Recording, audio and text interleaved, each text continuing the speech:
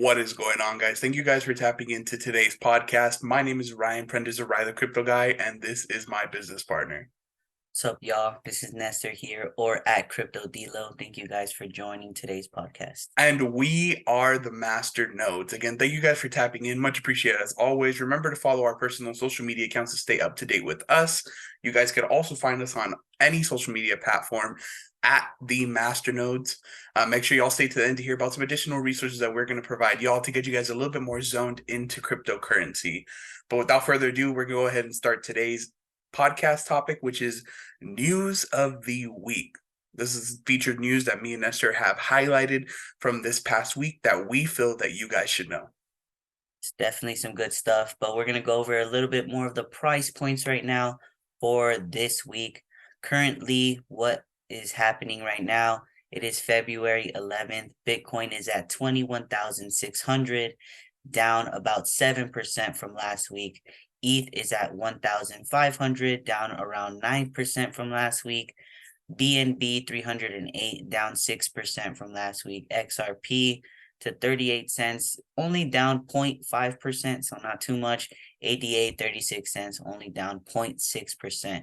So overall, we kind of have a red week today. Not too bad, but considering the past month has been insane, this is kind of definitely needed in terms of like some relief.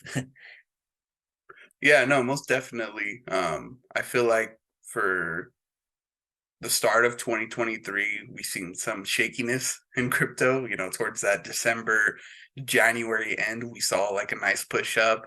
And I feel like now that things are calming down, we're trying to see like some consolidation in the market.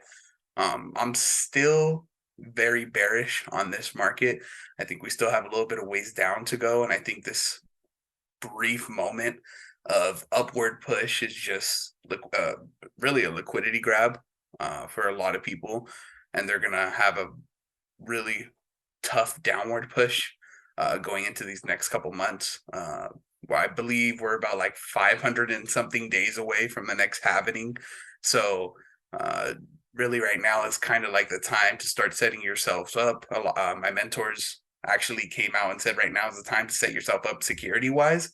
So you guys want to just make sure that you guys have your ledgers, your offline wallets. You changed over all your passwords from your old previous accounts, switch them out. Every 6 months they recommend that you guys switch out your passwords. If you guys have any emails linked to any of your cryptocurrency related accounts, I would say make sure it is a what is the name of that email?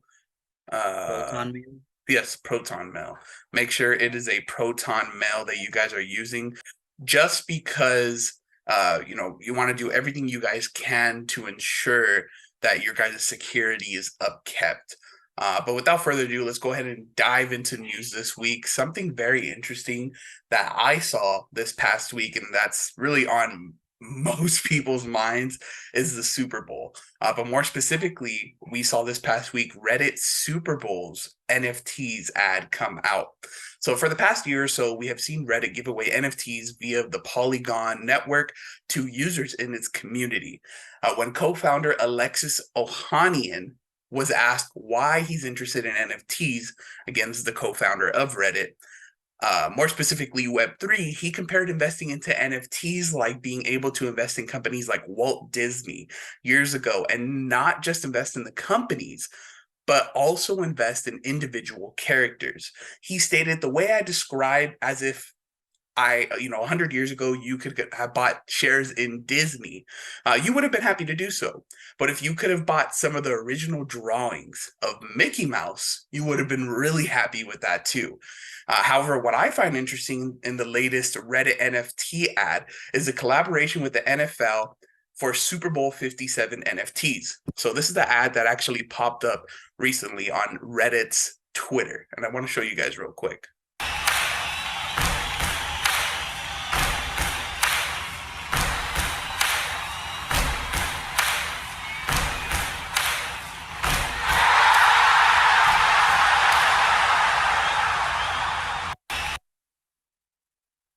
Quick side note, which one would you take, Eagles or the Chiefs Reddit icon? Oh, I thought you meant for the game. No, Well, either for way, both Eagles, I would Eagles. take. Okay, all the way. So that was the Reddit commercial that was recently released on Reddit's Twitter, involving the collaboration with the Super Bowl 57. So the Super Bowl NFTs were offered for free to all Reddit users and were minted on Polygon. As we all know, a Fox representative actually recently came out and stated the NFL/Super Bowl banned any and all cryptocurrency related ads to not air during the Super Bowl. With their strong stance against the cryptocurrency community, I was actually shocked to hear about this collaboration. Last year, we saw the Super Bowl dubbed the Crypto Bowl due to the large amount of cryptocurrency company ads that were previewed. Every year, roughly 100 million people watch the Super Bowl, leading to a huge price tag in ad spots. I've seen ad spots go for as much as $7 million just for simply 30 seconds of ad time. Cryptocurrency companies combined last year actually paid $54 million to run Super Bowl ads.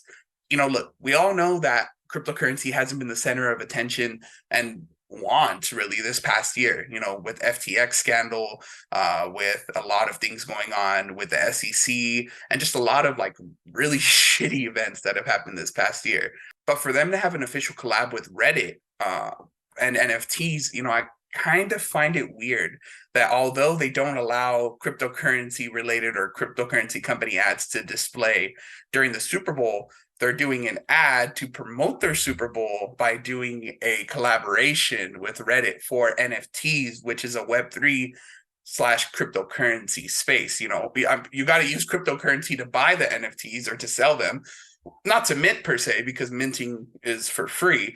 But you still have to pay fees, and the fees are in cryptocurrency. So, it's just like the conjunction between, the fact that there is a Super Bowl ad or Super Bowl related ad for NFTs when they're not allowing ads to air during the Super Bowl. I just find it really weird, and I just kind of want to hear your thoughts on it, Nestor, because, last year was really interesting. We saw, I think the most famous cryptocurrency ad that we saw last year was Coinbase's ad. Do you remember that one where it was like the box moving around the screen and people were all hyped and shit because they were trying to see if it like touched the edge of the screen, and it was quite literally just a QR code that you scanned, and when you scanned it, it took you to create a Coinbase account. And that's what everyone was talking about. That was like one of the biggest ads last year. And so I think the one I remember the most was actually the FTX one. Oh, really? Which one was that one? The one with what is his name? It's that Jewish guy who's in it's not Seinfeld. It's Larry. I think it's Larry. But basically where he was like, basically refuting a bunch of dumb stuff that, not dumb stuff, but like, the wheel per se. He's like, oh, nobody's ever gonna use the wheel. That's so dumb. Or, the fork. Why would I use a fork when I got forks right here? And then like basically about cryptocurrency. Oh, why would I use cryptocurrency? I got regular cash in my wallet. So it's just like, it was just refuting a bunch of like revolutionary things and saying like, oh, that's dumb, that's silly, that's never going to take part. But then FTX totally fell apart. So it kind of ruined their own credibility on that standpoint. I guess Larry was right. Oh, are you talking? I think this is the commercial right here. Oh, it's fun! It's really fun! It's fun! 我々の未来はポータブルミュージックです。バカかバカかわかるだろうわかるだろうわかるだろう出ていけ何が言うのか怖いんだああまた2回言っても嫌だぞまたねどうもファンタジー Like I was saying, it's FTX. It's a safe and easy way to get into crypto. I don't think so. And I'm never wrong about this stuff. Never.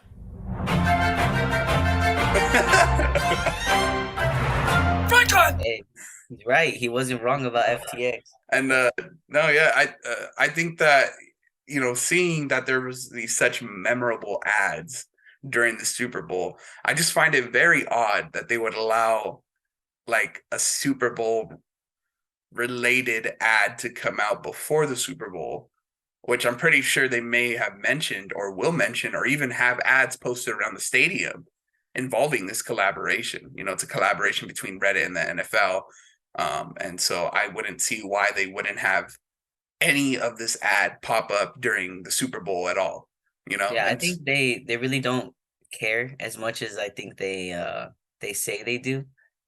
They're probably doing this for the public's safety, but in yeah, reality, it's all about money, right? yeah, they Like, probably just don't want but to like, get fined, to be honest. yeah, you think Like, about like the because biggest sponsors for sports in general is like beer, right? But they don't allow players to just openly drink beer. They obviously don't allow them to drink beer while they're playing. It's a big no-no for all those different reasons. But why is it the biggest sponsor, So I think that's like, oh, they only care to a certain extent. If it's making them money, if it's making them money, right? So at the end of the day, I think they're trying to just kind of go with the public's opinion while also like kind of building the narrative in the background because they know that the public's opinion is going to change eventually. Yeah, and I think it has a lot to do with going back to what I said earlier about the fines.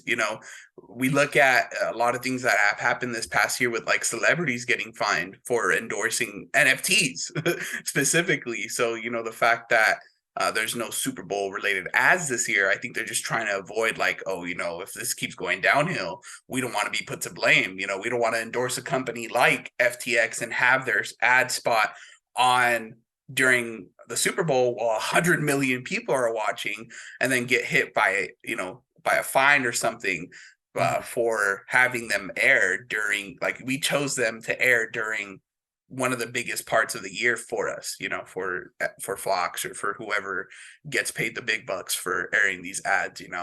So the fact that we've seen this this past year, I really think it's a step in the wrong direction. And I almost can guarantee you that next Super Bowl, we're going to have crypto NFTs companies ads again, Yeah, because I the think it's market's kind of probably going to a be step booming. And back. yeah, Sorry, I think it's kind of a step back to like move like 2 steps forward. yeah, Like, kind of exactly. give everybody some space. Hey, nah, we're not really, endorsing crypto just yet. But Yep. then once that public sentiment changes, I think they're gonna be all in. Yeah, yeah, no, most definitely. So now to move on to our next topic, speaking about fines, we're talking about the SEC cracking down on centralized ETH staking. Specifically, the SEC announced that crypto exchange, the Kraken, agreed to pay $30 million fine for not registering the offering and sale of its crypto asset staking as a service program. So basically, the SEC kind of had a problem with how Kraken was dealing with these rewards for customers. So basically, Kraken would set a set percentage amount that customers would receive in rewards rather than it being variable, just like how it is normally with the proof of stake system for Ethereum. So normally, the rewards aren't set or specific because you don't know if you're going to be chosen to be a validator. So not those rewards can't really be consistent because there's a lot of variables that go into whether or not you're getting that reward. So Kraken was kind of doing too much of that middleman, either not giving them the full reward or maybe overcompensating them when there was too little reward, which I don't think is necessarily a bad thing. But I guess that makes a lot of sense. If they're giving customers 4%, while they're actually earning 8%, I would say that would be bad for the customer, right? They're losing out on a pretty good amount. But it's kind of depends on like what side you're on. You obviously don't want to be giving custody to anybody, right? Because other people want your money more than you. And I'm pretty sure a lot of people have figured that out this year, specifically these last couple years, because like you had mentioned in the beginning, they're not putting their time into security. And that's a huge part of this. So if you're giving custody away to Coinbase and Coinbase gets hacked, if you're giving your custody away to Kraken and Kraken gets hacked, or they get your account information, you're kind of putting yourself in a very bad position. So overall, I think this could be bad for most centralized entities like Coinbase and Kraken, but maybe this will actually help other decentralized alternatives. I mean, it has kind of pushed other governance tokens for Lido and Rocket Pool, which are two of the largest pooled staking services, it's pushed them up 11% in one day, according to CoinGecko. So it's definitely made some moves in terms of pulling money out from one place and putting it somewhere else. As you can see also from Coinbase, they have their own kind of staking services as well. Under Coinbase's wrapped staked ETH, so it's CB ETH, and it's basically like a token that earns rewards over time if you're staking with Ethereum that you could sell for other cryptocurrencies or even for cash. And they've been selling it at a pace of 3-to-1. So they've been selling it almost 3 times as much as people have been buying into that. So I think a lot of the times they're moving it into things like Lido and Rocket Pool. And I think that's where the money's starting to move, because honestly, it's really hard to stake by yourself. Unless you have, 48 grand lying around, which is 32 ETH, which you need in order to stake solo. It's going to be kind of tough, right? Because you need that in order to stake solo. So there are obviously money that is moving into these other alternatives like liquid staking, from Lido and Rocket Pool, and from other staking services that are just they're basically, you have your 32 ETH or you have some Ethereum, and you're basically paying specifically for them to uphold the node while you keep custody. So they're basically getting paid those a little bit of those rewards in order to uphold the node, in order to do what your job is supposed to be doing as a validator. And it's pretty interesting. I mean, I think the whole point of cryptocurrency is to be your own bank, have all this stuff kind of work for yourself. But if you're letting other people take advantage of that and holding on to it and giving them all the power, then what is the point, right? Because that's just the same thing as a bank. You're literally putting your money into a bank and they're holding on to it, they're controlling it, and they're doing what they want with it. And they're not necessarily giving you every bit of those rewards as they should. Yeah, I think the point of being your own bank, though, is, to not be a part of a centralized entity. And that's one problem I have with centralization. Even though these are a part of, cryptocurrency companies that are, then cryptocurrency is supposed to be like decentralized. I personally would rather stake my cryptocurrency on a decentralized platform than a centralized one. And although, with centralized, we have a little bit more security, quote unquote, because, there's a lot of more protocols put into place, a lot of more safety, quote unquote, again, put into these centralized companies.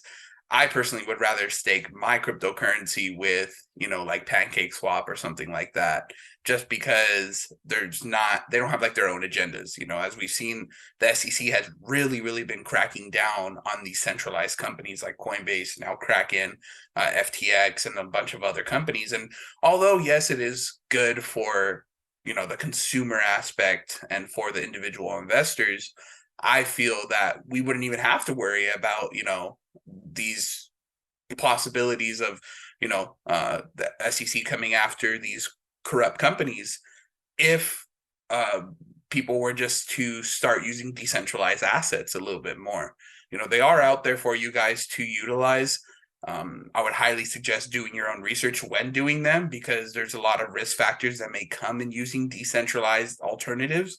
However, decentralized alternatives are a thing. If you don't want to end up like what happened to a lot of users with FTX, you And like can even move. Kraken, because they're like, even Kraken. hey, let's just say I was staking a whole bunch of, my ETH on Kraken, and all of a sudden I just can't stake no more. Yeah. What happens to all my rewards? What happens to all that stuff? Like, It's just a lot of headache. yeah, exactly. Mm-hmm. Having because they're centralized, they are controlled by the government. So if governments decide to put regulation, then you're kind of at the whim of the government, right? And that could be a good thing in terms of that safety, quote unquote, that security, quote unquote. But then it's their assets are being controlled by them, because you just have that ownership, but in reality, who has the control? Yeah, I mean, as we saw, even with the whole Celsius scandal, recently a judge ruled that technically whatever money was stored on Celsius isn't the person that isn't doesn't belong to the person that put the money on Celsius. It actually belongs to Celsius. So once you start placing your money in these centralized authorities, these centralized companies, things start getting a little iffy, and then those headaches come up to where, situations like this with Kraken happen, and you're like, well, what happens now with this? What happens now with that? And then when you have a lack of solid customer service, especially in this space, then it just makes it 10 times worse, because I guarantee you if something like this would happen to Coinbase, the only way to really contact someone in customer service currently with Coinbase is through email. And imagine how long that will take you to go ahead and get in contact with someone, to actually speak to someone over the phone. Me personally, I'm the type of person that likes to directly talk to someone, as opposed to, going over back and forth emailing, and Yeah, so for a that's not situation like this, necessarily true right now. well, why is that? You're able to like text them. If you have Coinbase One as well, you're able to actually contact someone on the phone. But you have to obviously pay But for you have that to in pay order for that. to, Yeah, you see what I mean? It's for like the texting one, you don't have to do it. It's automated, and then you get like connected, kind of like, with your banking app, where you could like message someone, but it's like a bot in the beginning, and yeah, but then there's like still after that a while back. you get But you see connected. how I Yeah. mean, that there's still that back and forth type of thing. Personally, I would like to But just hop before, on the literally, it phone. was only email. Yeah, That yeah. shit Before it was sucked. just email, Yeah. especially when we were first starting off in the Yeah. space. We had some problems. I know I had a problem in the beginning with trying to get into my Coinbase account. And it was during the time of the bull run. And I tried buying more cryptocurrency, and I couldn't even set up another account because I already had done my KYC for my original Coinbase account. Mhm. So it was just a huge mess. And so that's where I'm really trying to get to, is there's these headaches that you may endure when using these centralized authorities, these centralized companies.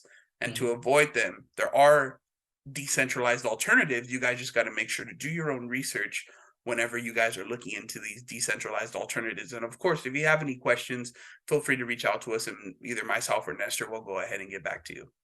Yeah, and I would say definitely right now, to reiterate the point that you were saying, Ryan, it's just utilize these security resources that we have. We have a whole video dedicated to how you can be more secure with your cryptocurrency space. We'll put it actually right here or right here. We'll give you guys that link so you guys can check that up, because at the end of the day, like I said, people want your money more than you, and you want to be as safe as you can, because the bull market's coming, right? You don't want to be losing money right now in the bear market, because when the bull market happens, you're not earning that. You're not making any money because someone else has your money. Most definitely. So do everything you guys can now to ensure your guys' future in the cryptocurrency space is as secure as possible. But that's about all the time we have for today. Thank you guys for tapping into today's podcast. Much appreciated. Remember to follow and subscribe on our social media accounts on Instagram, Facebook, LinkedIn, TikTok, and Twitter, all at the Masternodes. Our visual podcast experience can be found on YouTube, and our audio podcast experience can be found on Spotify, Apple Podcasts, Stitcher, Google Podcasts, and all your other favorite podcast sources. Remember to visit our website, www.themasternodes.square.site, and subscribe to our email list to receive the latest and greatest cryptocurrency information. We'll always have the link down to that website in the caption. So if you guys want to go ahead and tap into that link, go ahead and look at the caption below, and you guys could go ahead and subscribe to our email list from that link. We also have a little bit more exclusive things that you guys can get into, such as our Discord. Our Discord is filled with people who want to make money. So if you do not want to make money, feel free not to join. But in order to get that, you have to DM us. We want to see people who are actually interested in this stuff, and we want to collaborate with you guys. We want to build a community of people who are interested and are willing to learn and make some money. So DM us, I'm ready, and we'll get you that link for that Discord. And we also have another resource for you guys. We are teamed up with an online university called I Am Mastery Academy that can get you literally from zero to hero with cryptocurrency, stocks, forex, e-commerce, basically being a digital entrepreneur from zero to hero. So if you are interested in making money faster and obviously kind of excelling yourself through mentors and education, then this is the spot for you. Obviously, you can text us, drop a comment, we'll respond, and we are here for you guys as always. We appreciate you for hopping on the podcast. Have yourself a great day and try your best to choose kindness. Yes, thank you everyone for tapping in. Much appreciated as always, and bless up. Here at the Masternodes, we are not making any claims as to income you may earn. Before entering any agreement, please use caution and seek the advice of a professional advisor, such as attorney or financial advisor. Please ensure your own research is done before investing any money into the market.